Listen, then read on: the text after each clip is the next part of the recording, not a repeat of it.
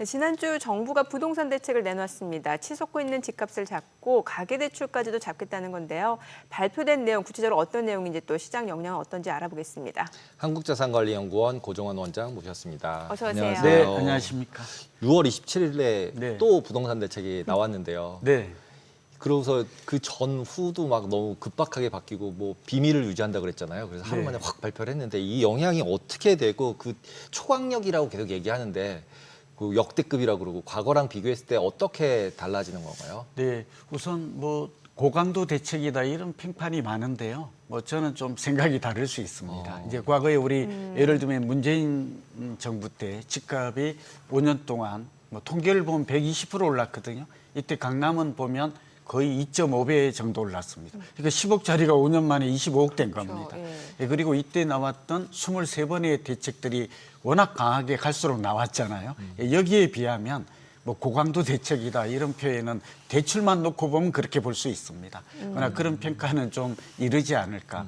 예, 이번에 이제 세제가 빠지고 공급 대책이 빠졌다는 점에서 대출을 이제 5가지가 중요한데 네. 대출만 놓고 보면 고강도 대책 맞습니다. 예, 왜냐하면 6억 원으로 했거든요. 과거에는 보통 한 15억 원을 기준으로 했었는데 이번에 그냥 6억 원 대출에 제한이 됐다는 점에서 가장 큰 고강도 대책 중에 가장 센 대책 내용이다라고 볼 수 있고요. 두 번째는 이게 이제 6개월 이내에 입주를 해야 합니다. 그러니까 이제 투기 수요를 막고 실수요자들만 가능하도록 했다라는 점에서 이제 두 번째 대책 내용이 핵심이라고 볼 수 있습니다. 주담대 2주택 이상은 아예 대출이 안 됩니다. 네. 그러니까 이것도 이제 비교적 센 대책으로 평가되는 이유라고 하나 볼 수 있고요. 생활안정 대책 이 자금마저도 좀 조였습니다. 1억 원 이하로. 그리고 이제 신용대출도 연봉으로 제한을 했거든요. 과거에 보면 소위 신용대출 같은 걸 받아서 카드 대출 이런 걸 네. 받아서 집에 사용한 적이 있었어요. 이런 걸 막았다는 점은 아까 센 대책, 고강도 대책 중에 하나라고 이렇게 좀 평가할 수는 있습니다. 그리고 제일 또 어쩌면 문제점 중에 하나인데 전세 대출 보증 비율을 90에서 80%로. 그러니까 말하자면 전세 대출을 받아서 이것 때문에 집값이 오른, 그러니까 전세값도 오르고 집값이 오른 이유 중에 하나다. 그래서 이번에 이런 대책이 나왔고요. 비교적 이로 인한 지금 가장 큰 피해를 본다고 하면 두 가지가 있는데 무주택 20, 30대 젊은 층들이 가장 타격을 받았습니다. 지금 실수요자인데. 그렇죠. 실수요자들이. 예, 왜냐하면 대출의 의존도가 우리나라는 80% 되거든요. 예. 그리고 보통 평균 집을 살 때 한 40% 집값의 40%는 대출에 의존하는데 서울의 집값의 지금 평균 가격이 14억 원 정도 됩니다. 예. 기간마다 약간 차이는 있습니다. 그리고 중위권 가격이라고 그러죠. 이게 10억 원이거든요. 그렇죠. 그러면 이제 대출을 6억을 받아가지고 평균 가격 14억을 살려면 자기 돈이 8억 원이 있어야 되는데 이 돈은 그러니까 부모님께 의존하지 않으면 20, 30대는 절대 살 수 없나. 뭐 부모한테 빌리거나 증여를 받거나. 네, 그렇지 않은 사람은 이제 그림의 떡이 되는 거죠. 예. 그런 면에서 이번 대책은 고강도라고 불리는 이유는 20, 30대 특히 젊은 계층이 대출을 받아서 집을 사기는 사실상 서울은 불가능해졌다. 그러면서 이제 다시 이어지겠습니다만 이제 이 14억이 아니라 이제 10억 원 이하로 가능한 곳으로 풍선 효과가 나타날 것이다. 또 하나는 입주 제한이 한 거는 잘한 것 같은데 사실은 이제 실거주 입주를 해야 된다 이렇게 되면 전세 매물이 줄어들어요. 지금 그렇죠. 공급이 부족한 상황 속에 대출 규제까지 되면 이제 또 전세값이 오를 여지가 커지는 거죠. 그러니까 이제 실소유자 젊은 층은 집 사지 말라 이런 신호로 좀 불만스럽게 받아들일 여지가 있고 그러면 전세 살면 되지 않겠는가 할 수 있는데 그러다 월세까지 오르겠네요. 네, 전월세가 오르면 난 어떻게? 그래서 지금 여러 가지 좀 불평이랄까 또 추가 보완 대책이 좀 나와야 된다는 얘기도 있습니다. 결국에 지금 말씀 주신 내용 보면은 뭔가 이제 대출 규제로 인해서 수요를 억제하겠다라는 거고 이게 네. 뭐 단기적으로는 집값이 약간 뭐 안정화되는 아니면 좀 주춤한 양상을 보일 수는 있겠으나 네. 결국에는 뭐 풍선 효과라든지 역효과 우려도 커지고 있고 결국에 추가 대책은 뭔가 좀 공급 쪽에서 나와야 되지 않을까라는 생각이 들거든요. 네, 그렇죠. 예. 그러니까 이제 정부의 의도는 지금 집값이 오르는 원인을 공급 부족 속에 찾기보다는 예. 투기 수요. 그러게요. 그러니까 말하자면 대출을 받아서 내 집을 무리하게 살려고 하는 그런 수요가 많았다고 보는데 이건 조금 저희 진단 해법이 좀 달라요. 앞으로 나올 대책과 내 집을 관련해서. 여유 있게 살 수 있는 사람이 얼마나 있을까요? 아, 다 그렇죠. 무리하는 거 아니에요? 예, 그런 오늘? 면도 예. 있고 최근에 집 산 사람들은 20, 30대가 아니라 사실은 40대, 50대가 주 구매층이었어요. 이 사람들이야말로 자녀가 학교를 다니고 내 집이 절실한 사람들이었거든요. 그런데 이제 이분들이 집을 샀는데 이 직격탄을 맞은 것은 오히려 젊은 층이 직격탄을 맞았다. 그런 면에서 조금 좀 우려스럽다. 또 불만이 나오는 이유가 된다고 볼 수 있습니다. 어쨌든 지금 공급 대책이 또 빠졌다는 것도 지금 앵커께서 지적을 네. 하셨습니다만 이번 대책의 가장 큰 문제점 중에 하나가 그냥 이렇게 무차별적으로 소득과 관계없이 막았다는 점. 두 번째는 공급 부족 때문에 지금 전세 가격이 오르고 집값이 오르고 있는데 네. 이 부분을 좀 등한시하고 그렇죠. 투기 수요를 막는데 주안점을 두었는데 실질적으로는 실수요자들도 내 집 마련이 막혔다는 점에서 이제 앞으로 나올 대책에 좀 주목하게 되는데 제가 볼 때는 일시적 안정 효과는 좀 나타났습니다. 지금 벌써 지금 나오는 걸 보니까 우선 계약을 했는데 계약금을 뭐 2억 떼이면서 포기하는 사람도 나타나고 있고 또 하나는 이제 이렇게 대출을 받기 어려우니까 무리하게 대출을 받은 포기하는 사람들이 늘어나고 있다. 그런 면에서 이제 거래도 감소하게 되고 좀 상승세는 좀 꺾일 것 같습니다. 그런데다가 지금 비수기도 겹쳐 있거든요.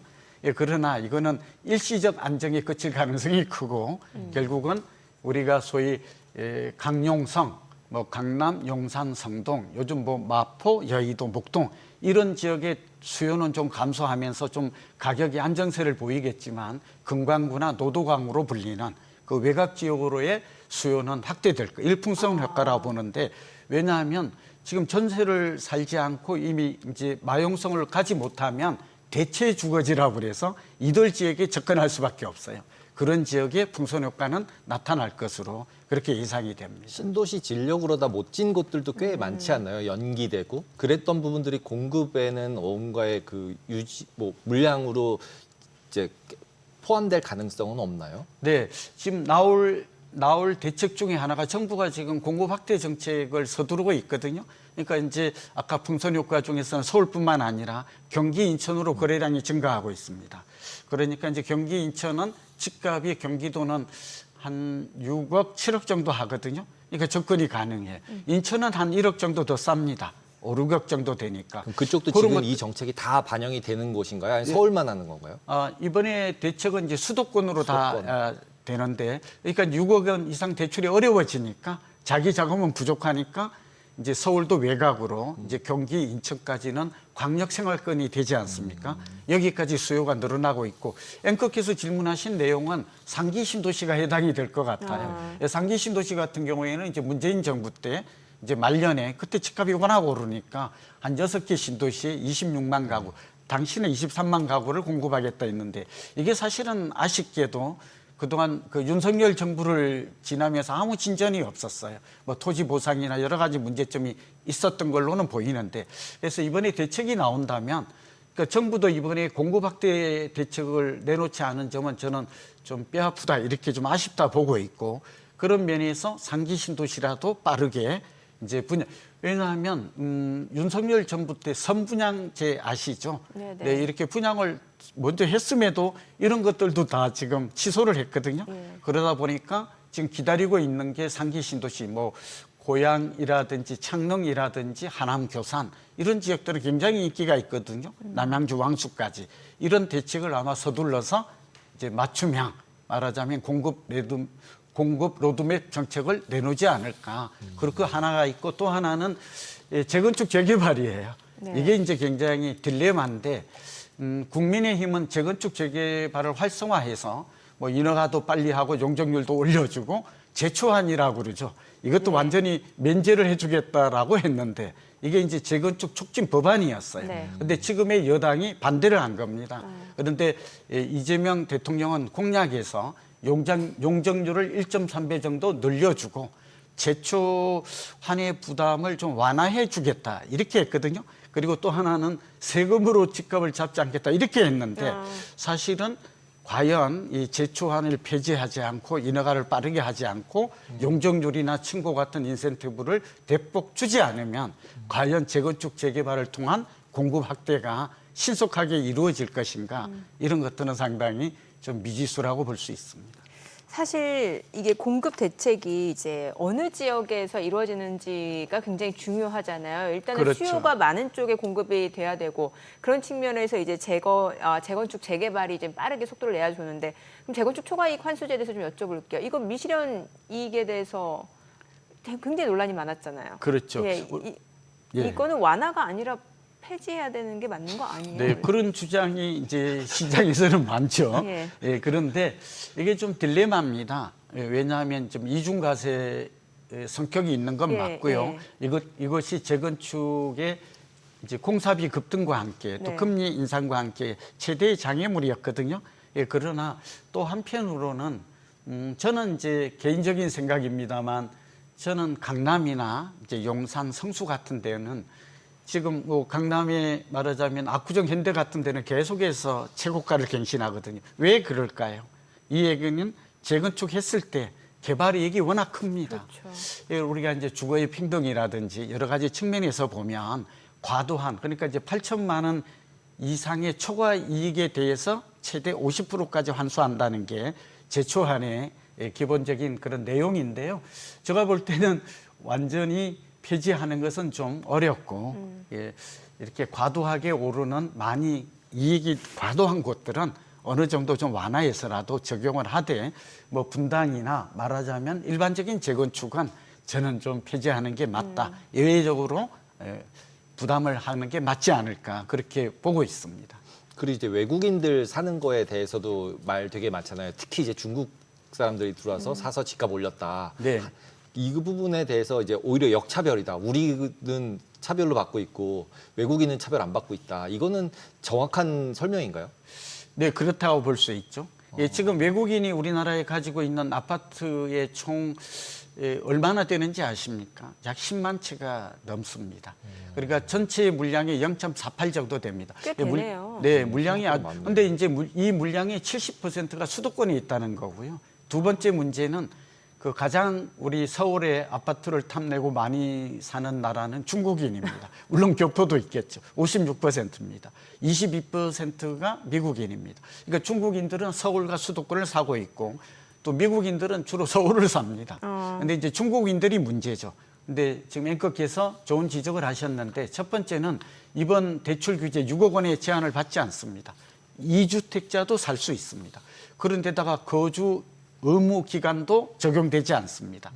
그래서 이거는 역차별이고 이 가뜩이나 공급이 부족해서 우리나라 사람들도 지금 집을 살 수 없고 우리나라 사람들이 집 사는 것마저도 지금 대출 규제를 하는 마당에 외국인에게 이런 것들은 집값 불안의 여지가 있어요. 그래서 저는 개인적으로 이게 호혜주의 원칙, 우리나라 사람들이 중국에 땅과 집을 살 수가 없거든요. 허가받아야 되고요.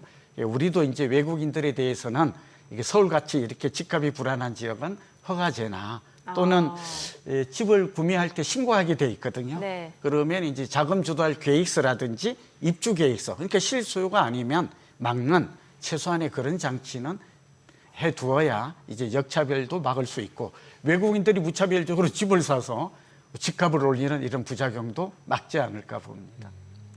마지막으로 하나 여쭤볼게요. 혹시 실수요자 시기를 어느 정도로 저울질을 해야 돼요?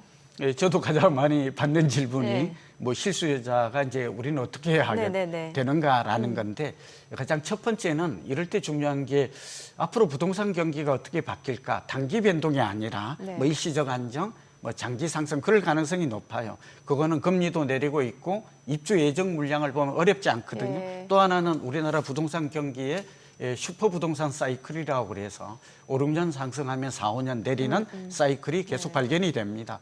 그래서 적어도 집을 살 때는 두 가지, 10년 앞을 내다보고 사는 게 좋겠다. 두 번째는 지역 선택이 중요합니다. 그래서 직주 근접이라든지 뭐 자녀 교육 뭐 그러다 보니까 이제 똘똘한 한 채라고 그래서 그렇죠. 강남이 쏠리는데 여기 자금력에 맞추어서 장기적으로 거주할 곳을 선택하라. 세 번째는 분양을 노리는 게 좋겠습니다. 네. 이제 여러 가지 규제, 이제 분양도 6억 원 이하 대출 규제가 된다고 합니다만 이제 앞으로 물량이 아마 이재명 정부는 그렇게 할 걸로 봅니다. 준비도 많이 했기 네네. 때문에. 그래서 분양을 통해서 내 집 마련하는 방법, 또 하나는 경공매를 통해서, 그다음에 좀 발빠르게 움직이면 고점 대비해서 30% 정도 빠진 주택은 지금 급매물을 산다면 지금 경기도와 인천 같은 경우에는 또 외곽 지역은 5% 정도 싸게 살 수 있는 기회도 있거든요. 그러니까 이런 것들이 내 집 마련할 수 있는 방법은 굉장히 많다. 네. 나의 자금력이나 장기 거주할 계획 예. 이런 것들을 생각해서 한다면 저는 방법은 경매도 있고 공매도 있고 MPL도 있고 알겠습니다. 다양한 방법을 고민해서 준비해야 할 때가 아닌가 생각됩니다. 내용 잘 들었습니다. 고맙습니다. 감사합니다.